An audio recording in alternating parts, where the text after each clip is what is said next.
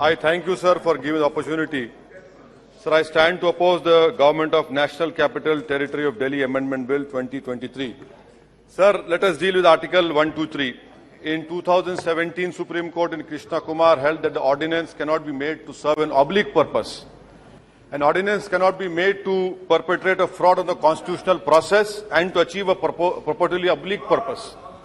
Supreme Court has repeatedly stated ordinance making powers are not routine legislative powers and are supposed to be used solely in emergent situations.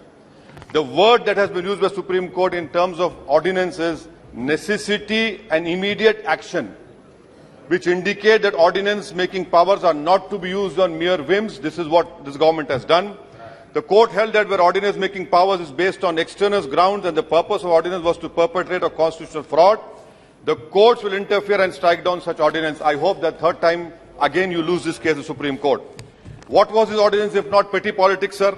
In the garb of lawmaking within 8 days of Supreme Court judgment, the purpose was mala fide because it snatched the mandate of the electorate and gave it to an unelected civil servant.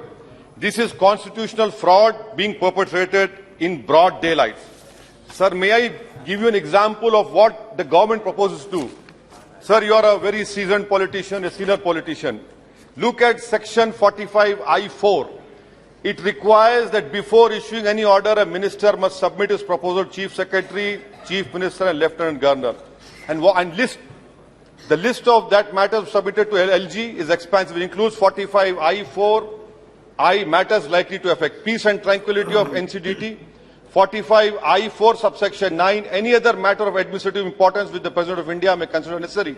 This basically means that before doing anything at all, the ministers will have to seek the permission of Shri Amit Shah. What use having a minister at all? Similarly, sir, let us look at section 45J subsection 3, which places a duty on the Secretary to Council of Ministers to bypass the CM and inform the LG. Similar clause 4 of 45J4 requires the department secretaries to determine that something is likely to cause controversy with the central government, Supreme Court, other state High Court. Once they have determined it, they are required to report to LG. The CM is a showpiece. He's a showboy over there. Now, section 45J, subsection 5, the Chief Secretary is required to ignore the order of the CM Minister, report to LG anything he determines the violation of the Act. Violation of the Act, you go to court. And that is why we have in our Constitution article, sir, you want to speak? Please. Sir, please. That is why in our Constitution we have Article 311. Every legislator said that if a civil servant does an act in good faith, he is protected. But you are saying that, oh, if you should determine what is violation, then why do we have courts? Let us go close down the courts. Sir, another example I want to give you. In the recital to the ordinance says that ordinance wants to ensure that the will of the officer of GNCD is represented. Sir, officers have no will of their own. The only will that matters in our democracy is the will of the people that is expressed through elections. This bill which you have brought is horrible, absurd, sir. I mean, this is patently absurd and horrible. Now, sir, it violates the principles of federalism. Why I say elected government is being provided for, but the administrative officers under it are answerable to the union government. To an elected appointee. Principle of federalism clearly applies in this. You have an elected government. The elected government decides the policy, not the officials.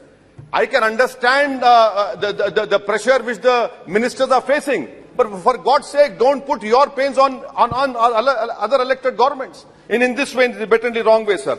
Sir, and I want to the Honorable Home Minister here. He quoted Pandit Nehru. Let me quote what Nehru said in 1930 in Ludhiana State People's Conference in 1939. Nehru said, the only final authority and paramount power that we recognize is the will of the people. And then in 1938, our freedom fighters moved a resolution, Haripura, stating that the Purna Swaraj, what was that? It meant freedom for all of India, including princely states.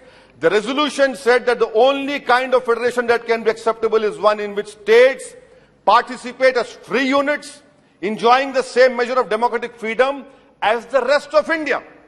Now, the Honorable Home Minister says that they will do a better job. Yes, we know you did a fantastic job when lawyers protested. We know that you did a fantastic job by arresting only one community in Northeast Delhi riots. You did a fantastic job which will be written in annals of history on January 26 when farmers protested.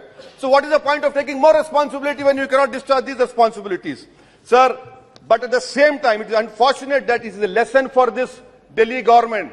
You supported the removal of 370. So what goes round comes around. You cannot shout victim now. And sir, I want to know from the Honorable Home Minister replies, Atal Bihari Vajpayee government had tabled a bill in this house for complete statehood. Maybe you were there, sir, at that time. You placed a bill in this house for complete statehood. What is your policy? Why is the government demeaning the dignity of this august house? Take your political fights outside this house. We want to know what is your position on that, sir. And also, sir, please, if you want to end this farce, remove our 69th amendment. Remove this farce. Remove our 69th amendment. No need of that. And lastly, sir, why are you opposing this man? He is your genetically modified product. He came out of your think tank. What went wrong? I'm surprised. We knew that he was your man. He's still your man. Ideologically, he's the more closest to you. Maybe you want to use him for some rainy day when you're not in power. But that is a different chapter, sir. So I conclude by saying that I oppose this unconstitutional bill which violates federalism, which is part of the basic structure of our constitution. This is completely wrong.